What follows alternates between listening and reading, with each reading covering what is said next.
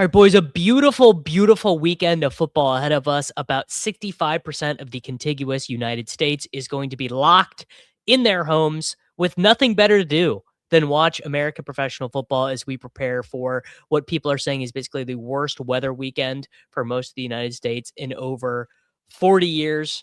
No idea if that's going to be true. It is very funny, Rich, though, that just the way it worked out for all of these teams is that this awful weather is going to basically miss these games. I was talking to Jacob yesterday, and he said he's going hiking on Saturday. So apparently Well, in he's in the Canada, Pacific. so it's just he's like a Yeti anyways. Well, he's in Vancouver, so he's like 3 hours north of maybe not even 3 hours north of Seattle.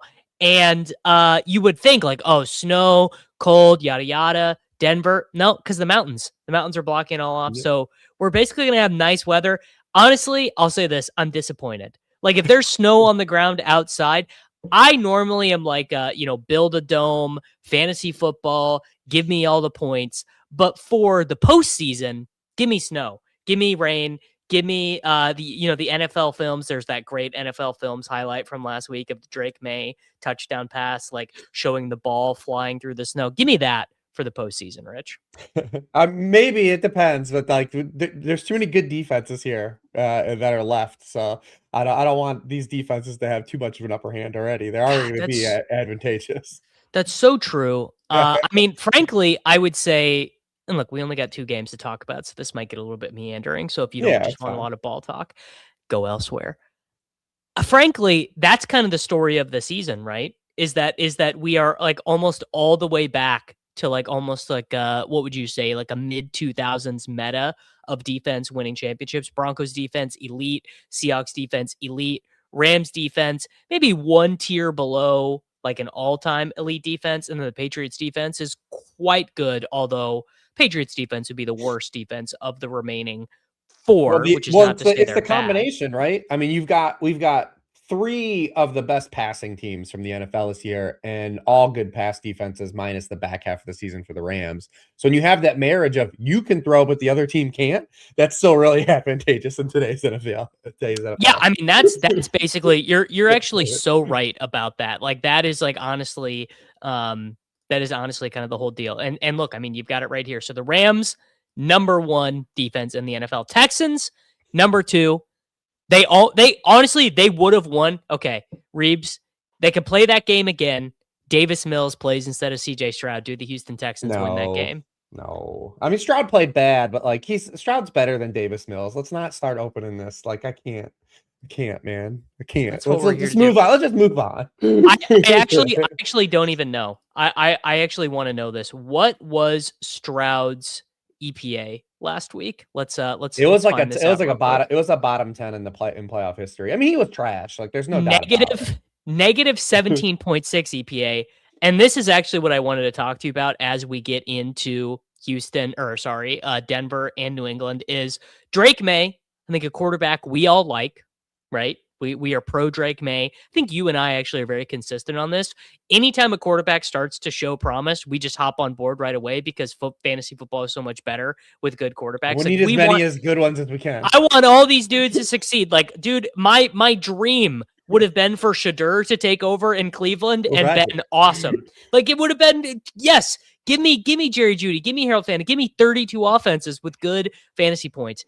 8.7 EPA for Drake May last week. And then honestly, the week before, he was not particularly great either against the Chargers. Now, I mean, Hribar also was dreadful in that game, but only 3.6 total EPA. So -5 EPA in the postseason for Drake May. Am I saying Drake May is a -5 EPA quarterback?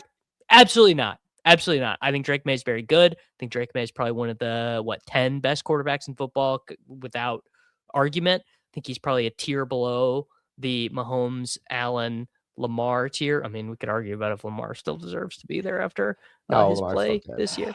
Lamar's still good. Jalen Hurts is good enough to win with. But the thing is, like, all the discourse has gone, like, winning a single game elimination tournament in football is hard. Like, winning an actual Super Bowl is hard.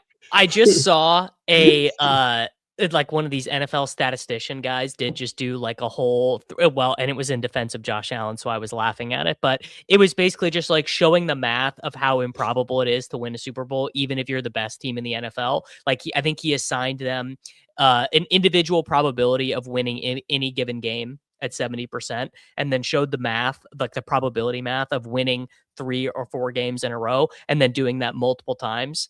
And it's just like, yeah, of course, this is statistically absurd. Now, yeah, it's a single game elimination tournament. Like turnovers matter. I mean, you saw last week every team that lost the turnover battle lost the game. Like it's still like you have finite possessions in an NFL game. If you give some away, it's gonna be hard to win the game. Yeah, I feel like everyone's brains have gotten broken because we live in like this era where like even if you watch like a TV show and people are like, well, I like that, but it wasn't the greatest thing ever, so therefore this is why you're dumb for liking it. And like we've done that now with quarterbacks, dude. We don't even have 32 humans on the planet that are good enough quarterbacking. Like Jalen Hurts is probably the best example of this because is Jalen Hurts a perfect quarterback? He is the best example of this. But he like absolutely he's not a perfect quarterback, but like we have proof of concept that he's good enough to win with as a football quarterback. And like people are like, well, he's not the greatest, so we got to get rid of him. Like, well, what's the alternative, dude? Like he's one of like the 12 best dudes on the planet doing it. Like you want to go back into the pocket of just like unknowing, like yeah, I get it. Like he's not Patrick Mahomes, but it's like, dude, everyone's brains got broke. Stroud is probably going to be like the next dude. Like, Herbert's a good one. Herbert's still the best. I'm here on Stroud. I'm ready. I'm ready to be done. I'm ready. You want to start Davis Mills? Get out of here. No, I don't want to start Davis Mills. I just don't. I will say Stroud. Davis is uniting. Davis is unite. What? I mean, this is totally neither here nor there, but like, are you just giving CJ Stroud whatever he wants for his contract extension? No, I mean, you probably don't even have to extend it. Actually, it might be sharp to extend him now ahead of time. Yeah, before he like has like an 11-win season where he plays good next year. I mean, he's already won. They've won 3 playoff games in the playoffs every year with him. Like again, it's just one of these things. Like, well, this isn't good enough. Like, were you gonna go back, man? You gonna go back to the pool? Like, I think CJ Stroud, I mean, you don't go back to the pool, but if you give him he's good enough. He's definitely like I would say CJ Stroud is good enough to win with. I'd put him like above like where Bryce Young is right now. Like where the Panthers are the one team that's like they're like in like a very sketchy, like a very uncomfortable place to be in as an organization, right? Because Bryce Young, I don't think is good enough. Like, they picked up his option as opposed to extending him, which I think I probably would have done the same thing there. All right, man, let's get into it. Texans are still like, they're going to get Tank Dell back. You've still got really good young receivers. If they can just make the offensive line and run game better, like you have all the ingredients still, I think, to win. You know, you can't turn the ball over 5 times in the playoffs, though. You're just not going to win. You're just not going to win. No. Like, so look at Josh Allen, man. Like Josh Allen turned the ball over 5 times. They lost by a field goal. They lost in overtime. He turned the ball over 5 times, started crying, and got his coach fired. So good work there. But I'll take Lamar Jackson. Like, who are all these teams that don't want Lamar Jackson? Who's your quarterback? Like, it's very finite. I mean, that's one of the strangest ones. Is all these people love to nitpick Lamar's game and then be like, "Yeah, man, don't want him on my team. I want." There are like 7 teams who can probably say something. Yeah, I want Tua Tagovailoa instead of Lamar. Yeah, well, I don't want Lamar Jackson. I'm sitting on like Michael Penix. Like, fuck off. All right, Reeves. The Denver Broncos are hosting the New England Patriots. Depending on your book, they are between 4.5 and 5-point dogs. I was looking around to try and find like what the look ahead lines were on this. It seems like Bo Nix worth about a touchdown. Between like 5.5 and 6.5 points, depending on the book. I mean, just before we get into the game, what do you think about that? Do you think the drop off from Nix to Stidham is in fact a touchdown? Do you think it's closer? Do you think it's more? What do you think? Yeah, I think it has to be, priced in a little bit, probably even more if you're a little more aggressive. I mean, even with Bo Nix, this was a volatile offense and was the worst offense of the 4 remaining teams. Yep. They're 16th in points per drive, 19th in success rate. They're 28th in punt rate per possession. They're 29th in rate of drives that don't gain a first down. Like, this has been an up and down offense the entire year. Now they're capable of punching up. Like, they have great moments when it's firing, but compared to the other three teams. Like, this was the most inconsistent offense with their starting quarterback. So you remove him from the fold. And we have a guy that just hasn't played in 2 years. Is a very small NFL sample. He's also a backup quarterback. Like, no, he's been on the market for multiple seasons, and no team's been willing to say, like, we'll let him have a shot at being our starting quarterback entering a season. I've seen a lot of people compare us like Nick Foles and Jeff Hostetler. Like, those guys started during the regular season with an injury. Jarrett Stidham's coming in cold in the AFC Championship game. The history in the playoff history for quarterbacks that haven't started a game during the regular season and then are thrown in to start in the playoffs is very poor.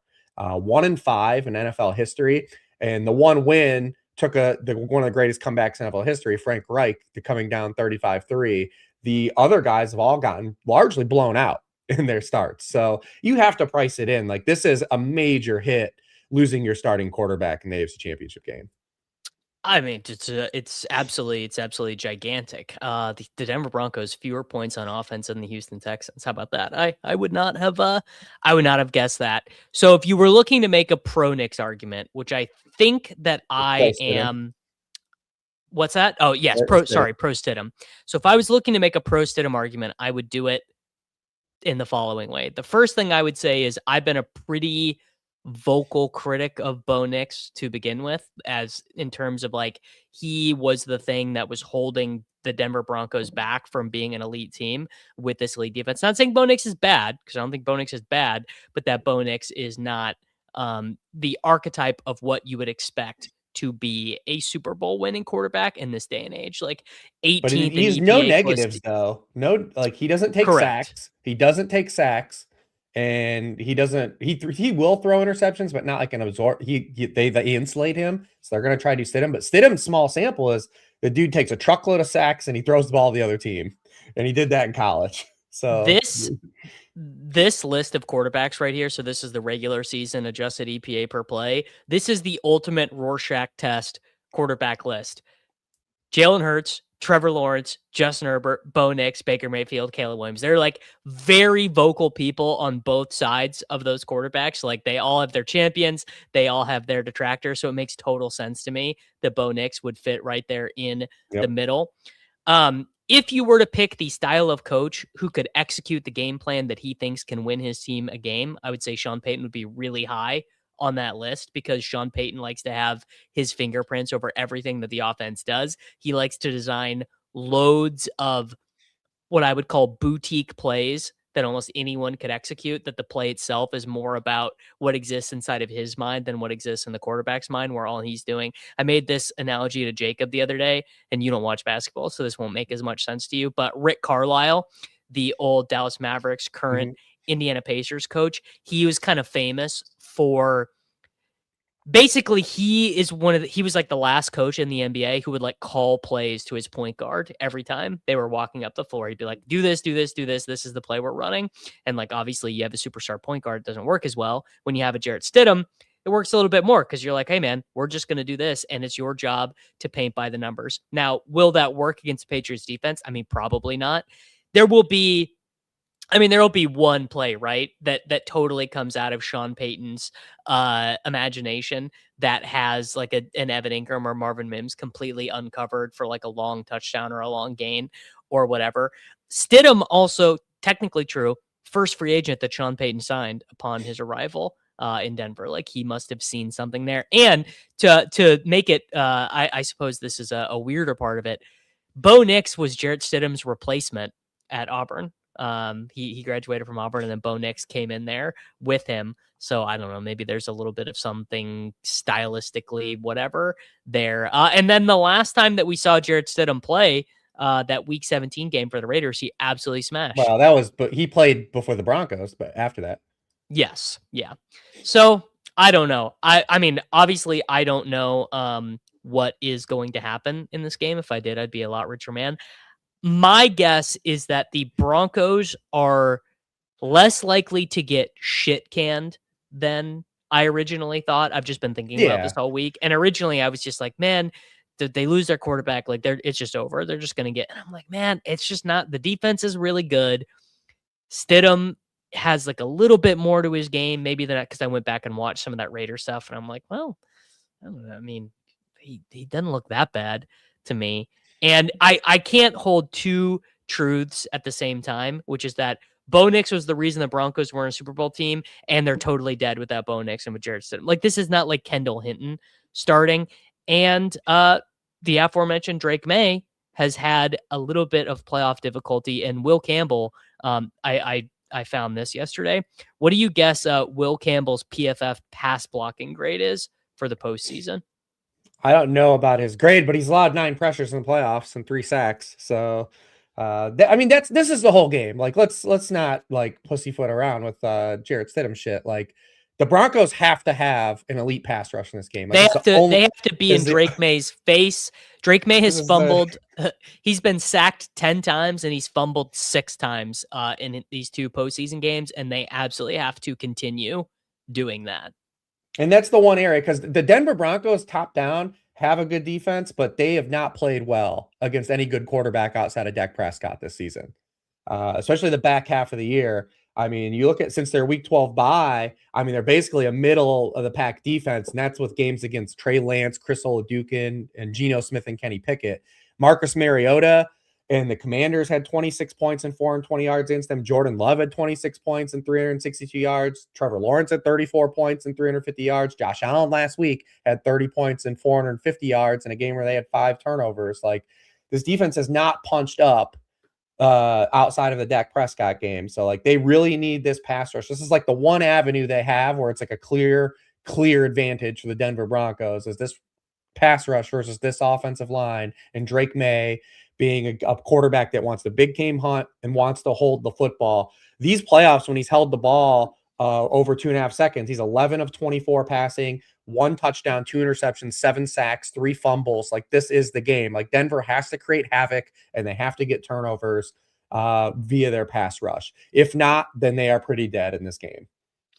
I completely agree with you. Do you think that the Patriots will be able to run? Like, do you think they will just be able to do Ramondre kind of as the battering ram and just wait? Because that's what they were doing in the second half of the Texans game, is they were saying, we're just going to let your quarterback mess up. There was that sequence where it was like Ramondre run for a loss, Ramondre run for a loss, Ramondre run for a loss, punt after a turnover. And I was like, oh, they really are just trying to get to the end of this game. Yeah, I mean, I think they'll be able to run it okay. I don't think they're going to run it well because, again, their offensive line is another mismatch. Now, it was a mismatch last week. That's why I said last week they were able to just run it well enough. And I think that's all you're kind of looking for in this game. I mean, Denver does match up a lot better. They were a bad matchup for the Bills run game. It's the reason why the last 2 years the Bills have had success against them, because they're a lot bigger up front. And they play a style of offense that's just gives Denver's light fronts a lot of trouble. Like, that's not necessarily the case here for the Patriots. So I do think we'll see a lot of Ramondre because of the pass blocking stuff. Like, they're going to need Ramondre as a pass protector in this game. So we'll probably see a lot of him. It's just, if you're Mike Vrabel, you're literally looking at these last 2 games and you won these 2 playoff games and you're saying, hey, you have to protect the football better here. We're facing a team with their backup quarterback. If you do not turn the ball over in this game, we are in a great position to go to the Super Bowl. And I think they're going to call the game like that as well. What do you think J.K. Dobbins' involvement is going to be here? Do you think he's going to be active? Do you like? Why just the Harvey stuff has not made a ton of sense to me, and not that he's played all that well, but just like it feels like he has been an underutilized weapon, kind of like the last month of the season for the Broncos, where there's been like a lot of Jaleel, a lot of Beatty in a way that does not make a ton of sense to me. Well, since the Dobbins injury, that's what makes this, a game with the removal of Bo Nix so interesting, because since the Dobbins got hurt, they've just gone extremely pass rate over expectation. They're number 2 in the NFL behind the Cardinals, the Broncos, and pass rate over expectation since the Dobbins injury. Now, we could get Dobbins back, but it's a Dobbins that off of a Liz Frank injury that hasn't played in 2 months and hasn't even practiced till this week. Like, what are we expecting him to look like? Also, you're going against this New England Patriots run defense that's one of the best in the NFL when healthy, if not the best in the NFL. When they have Robert Spillane, Milton Williams, and Khyiris Tonga on the field, like, they've been absolutely dominant against the run, and you're facing a team that just hasn't been a good running team all year. So that's what makes the Stidham involvement even like another level like down. It's like, if you can't run the football and insulate Jarrett Stidham and you have to drop back and throw, do we see kind of like him revert to some of that? Like you can't hold him, right? Like you're not playing complimentary football. That's what you need when you want to handhold a quarterback. But if he has to drop back 35 plus times, like that's just advantageous for the Patriots.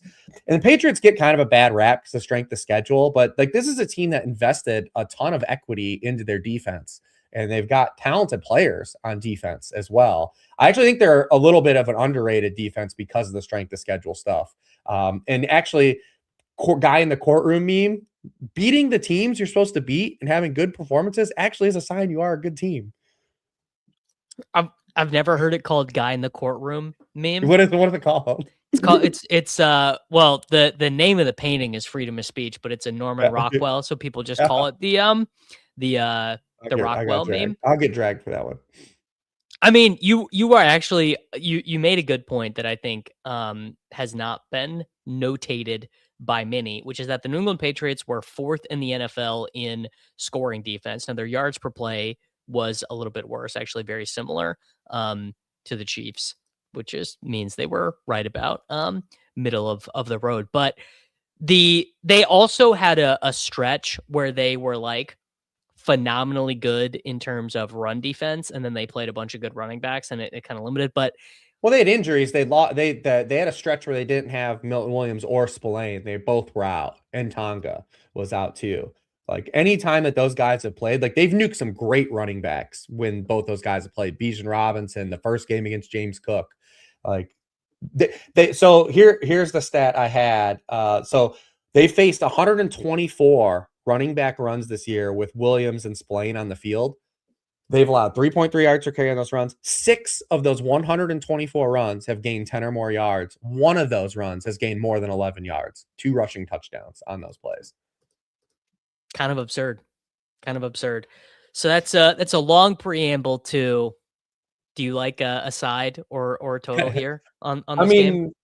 I actually think this line could be low. I think it could be over. I mean, you look at the Broncos, anytime they faced a good quarterback like that team scored points on them. So I think there could be points scored. Their resume is not nearly as good as the Texans was last week, and the Patriots still scored 21 offensive points on the Texans still in a game where they had 3 turnovers. Like I said, I think the Patriots are kind of a little bit underrated. I don't believe that they're better than either NFC team, but like they have to be one of the better bets you can make for the Super Bowl right now, right? Because they have lower odds than both NFC teams right now. I hadn't even thought about that, but yeah, I think that is just from like a monetary, like a plus EV stance, like they're one of like probably the best bet, right? Yeah, it's honestly kind of sharp. I have not taken a side on this one yet. I think probably Sunday morning. I mean, Sunday I'm going to be streaming big board drafts on Underdog, so I'm probably not even going to end up watching this game. But my just gut is I think these teams are like relatively close. Obviously, huge advantage to the Patriots at quarterback. It's like 4.5 points at home for Denver. I kind of want to take Denver. I've not done so yet. We discussed a lot of angles here, and we'll discuss some of the prop stuff here in a little bit. But I'm just very, very slightly leaning on and I would probably just take the money line. I think if I was going to do it like 4.5, like I would just say, I mean, 4.5 is a good number. You got a lot of outs. Yeah, you got a lot of outs, man. Yes. Okay. Next game. I mean, I think probably a much more interesting game at a coach level. We are not having to deal with the missing quarterback issues. We have the Seattle Seahawks hosting the Los Angeles Rams. Our boy, Matt Stafford, has not been particularly sharp in this postseason. Don't know if it's a hand injury. Don't know if he's just getting old. Don't know if remember that back injury that everyone was freaking out about? Really not that long ago in the grand scheme. He was also sun running, to be fair. Like he's also sun running beyond sun running. There we go. And then Sam Darnold in a conference championship. I mean, who the fuck knows what that is going to look like? Like we really don't know what this kind of high leverage situation for Mr. Darnold is going to be. Reeves, what do you got on this game? Yeah, the third game. This is another game too, where like if you're Seattle, if you're Mike McDonald, you're looking at these 2 games that you played against the Rams, and you're saying, oh, we were neck and neck while trailing in all these games, like. everything is relatively even, but we turn the ball over 7 times and the other team turned the ball over 1 time. Like, we could compete with these guys if we just protect the football.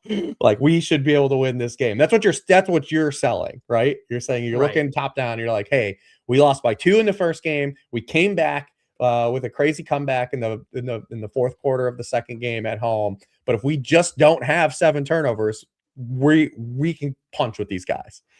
And that's kind of like what you have to sell yourself. The Rams, I have no idea what to expect here because Sean McVay, who knows more about football in his sleep than I'll ever think about, like, he's going against the grain in the playoffs. And like, he's one of these guys that's been ahead of the curve of going ahead of the defensive meta. But like, they're not running any play action in the playoffs. Last week, they didn't use any of the 13 personnel stuff. Yeah, what was that about? That was bizarre. Against the Bears, who had lost TJ Edwards, like kind of their hybrid defender. It was a really weird game plan. They ended up having their lowest passing success rate of the season. It'd be different if you did that and like had success. But when you don't, like, we're going to look at you and be like, like, well, like what you were doing was clearly not what you should have been doing, because they kind of went heavier the last couple drives and ran the ball, and then the offense looked better, and you're like, oh yeah, you could have been doing this the whole game.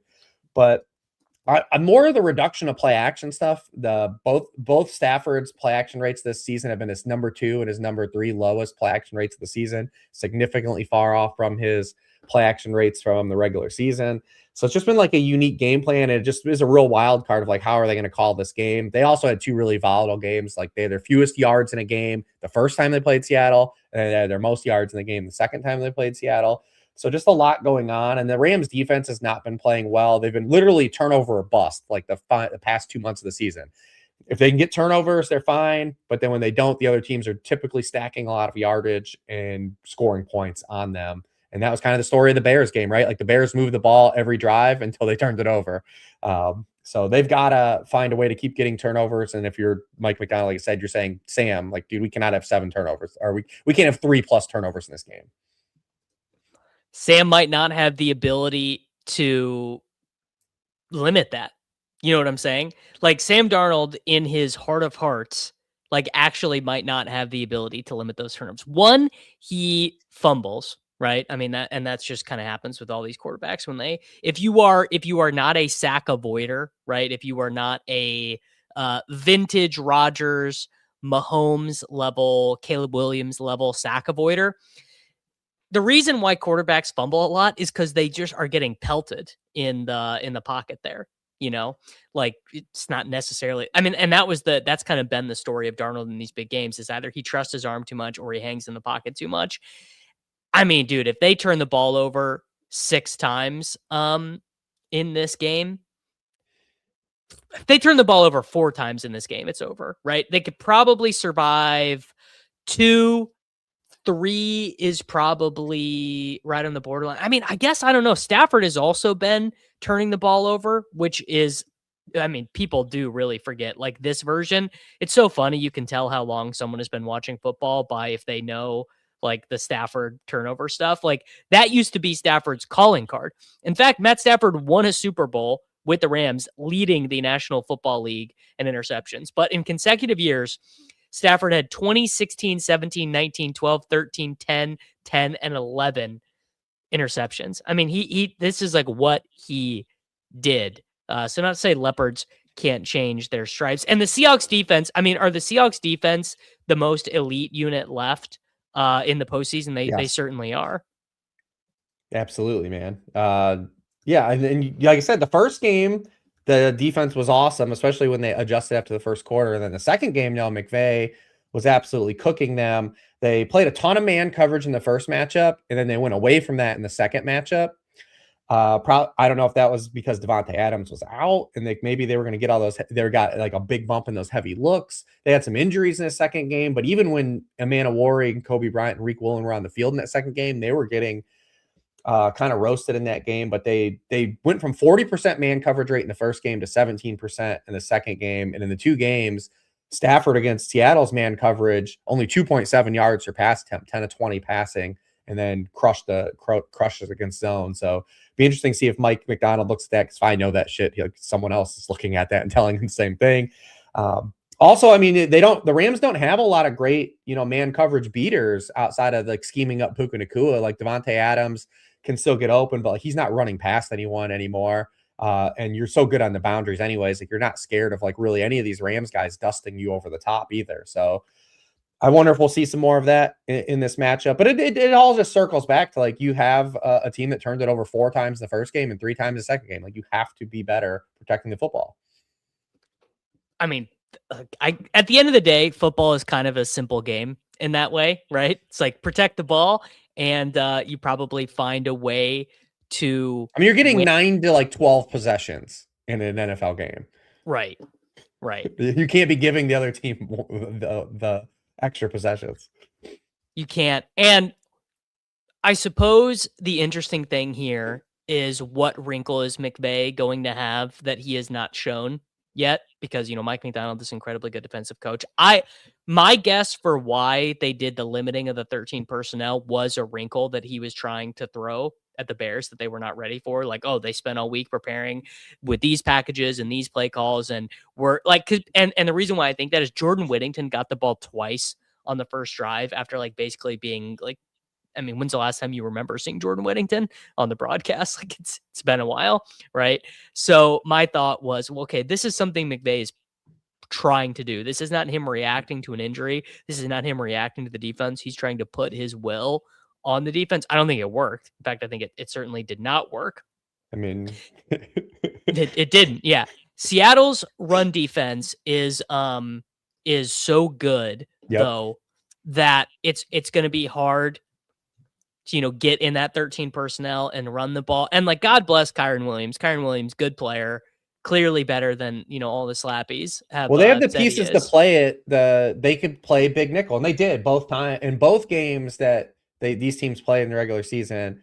They just matched Seattle matched the Rams when they went to 13 personnel with just big nickel. They were over 75% of the snaps in nickel because you have Nick Manowari, who's like this queen piece on the chessboard. Not a lot of teams are able to do that because you don't have that type of player. That's why I thought the Rams would do it last week with TJ Edwards being out. Like TJ Edwards was the best version of that for the Bears, and with him being out, I thought we would see them kind of challenge that, and we didn't at all. But Seattle can match them and stop the run out of nickel, which makes them so good against these 13 personnel pieces. Yes. Do you have any picks for this game? Do you like either side? Do you like the total? Yeah, this one's tough. I kind of lean under. It took money towards the under too, just because the games had so many turnovers in the first 2 games, and I just really think like that's just going to be and it's been a big point of the season towards the end of the year for Sam Darnold is they're actually putting him in a position not to turn the ball over. I mean, we talked about this last week. I mean, the past 7 weeks of season, he's gone from 2nd in the NFL in yards per pass attempt to 15th. He is 30th in the NFL in deep passing rate the past 7 weeks, 29th in air yards. Like they want him to just say they're looking at him and saying, Sam, look at our defense. Our run game's gotten going the final month of the season. Like we can't have you turn the rock over, bro. This is what all comes back to. It does. And I mean, you could certainly make the Seattle's playing better right now than the Rams are. They are. I mean, the Rams came into the postseason being like number 1 in everything, like number 1 in DVOA, number 1 in all the PFF stuff, and basically played 2 games they could have very easily lost, right? Could have very easily lost to the Panthers. Probably should have lost against the Bears, right? Caleb Williams makes the bad throw. DJ Moore cuts his route off. I don't think I'm ever going to forget DJ Moore for that one. Really, really brutal to have Caleb have that heroic moment on the 4th and 4 with the throw to Kmet.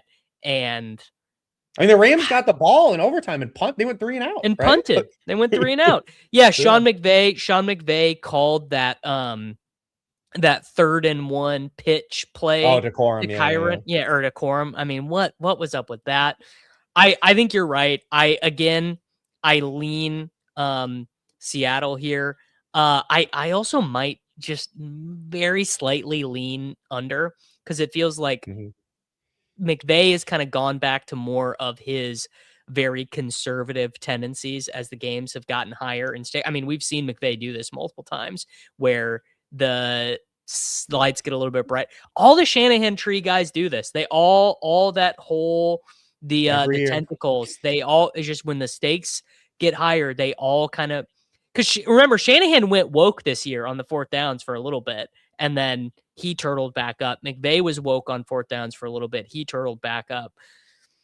I guess I don't have nearly as much data on Clint Kubiak and McDonald in terms of the fourth down. I guess I would assume McDonald's a little bit more woke to the fourth down stuff because he's downstream of the Ravens. I don't have much of an opinion yet on Mike McDonald other than that he's a great defensive coach. Mm-hmm. Yeah, I mean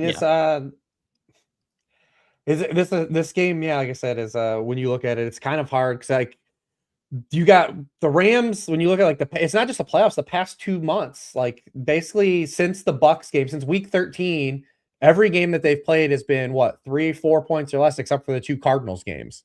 You know, like they've just kind of been in kind of like a lot of fist fights. And you typically, if you're going to choose the fist fight team, you'd choose like kind of Seattle on this one. If you're going to choose a side, I think they're playing a little bit better football. If you force me to pick a side, I would lean Seattle. But I do think under is in play here. I think Seattle's gonna be real conservative because I think they look at these 2 games and they're like, we win these games, and they did win the second game, but you know, you're like, hey, we win these games, we don't turn the ball over. Like, just you can't turn the ball over to this degree. We have the best unit on the field, this defense. Yeah. All right, man. Well, let's let's try and make some money here. I know that was a very wishy-washy. Like normally I have stronger takes. I would say, I mean, my true like skin in the game is that I am gonna wake up on Sunday morning, get a terrible number on Denver Broncos money line, bet that, and then I will probably wait to see.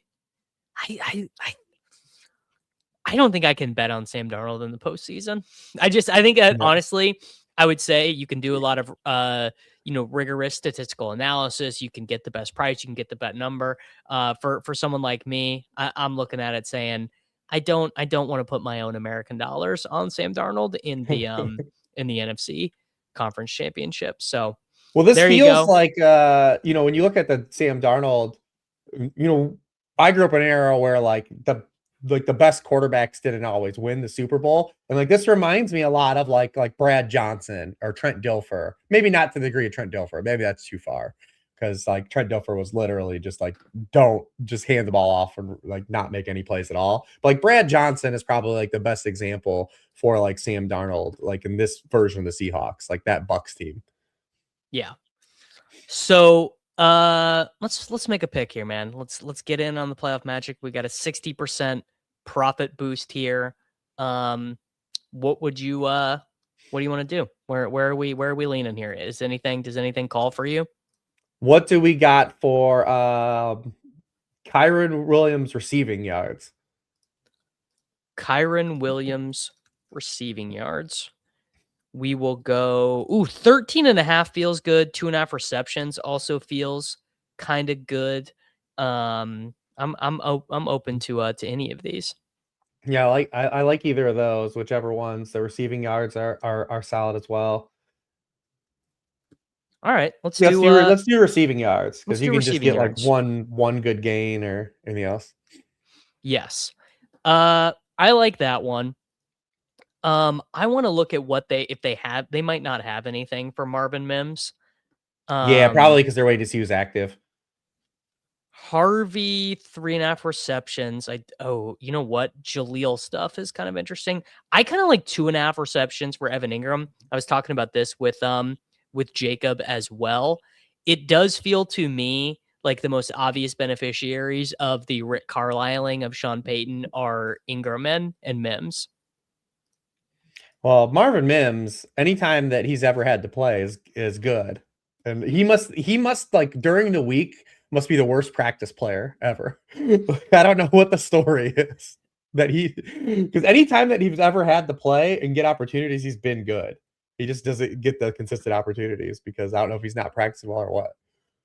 Yes. And it was a good prospect too. Like Marvin Mims was a good prospect. His profile was solid. So Marvin Mims is a really good player. The issue for him as a Sean Payton player is he's very, very small, right? Being small is like the number one cardinal sin unless but they traded up for him. Yeah. Yeah. They traded up for him. He has been good. Who could have done this? Who could have done this? He's been good every time that that he has played. And he won the Denver Broncos an absolute must-win game in Week 17 last year. They were going to lose that game to the Bengals. Marvin Mims absolutely bails them out. They were going to miss the postseason. They got the walk-in game against the Chiefs in Week 18 where they were resting everyone. They had to win. They lost that game against the Bengals, right? No, they won. Did they? Because they had to win to get into the postseason. Didn't Mims won with a walk-off touchdown, didn't he? No, he tied it with he tied it on like an awesome you're play. right. They did lose in overtime. Yeah, wow. I actually had completely forgotten. Yes, because then that's right, because Chase Brown kneeled. That's right. Chase Brown got hurt. He got hurt. That's the game he got hurt. But that was a hot game. That was so I remember because I had T. Higgins in a fantasy final and was getting texts the whole game because T. Higgins was just bullying Riley Moss, just like absolutely dominating him. Yes. But Mims balled out in that game, to your point. Anytime he plays, he's been good. Last week, he has to come in because of the Franklin injury and catches the game-tying touchdown again in that game. Yeah. Yeah. No, you're absolutely correct. I mean, look at this. We got to get him out of here, man. Look at When's this his contract? game, He's got one more year in his rookie contract? Should be, yeah, right? Yeah. Anyway, on the Denver stuff, I'm trying to see, like, what do we have for Beatty? Nothing. But you're not going to have probably much because the injuries. Yeah. Dobbins and then Franklin and Bryant like being questionable at least right now. That's why the books don't have a lot of lines up for the receiving. I want to see what they have for Henderson. What about Stidham rushing? Stidham, okay. There now you're talking my language. 13.5 rush yards, 4.5 rush attempts. Because he can move. Like he's a guy that can move. All right, there we go. Sold 13.5 rushing yards for Stidham.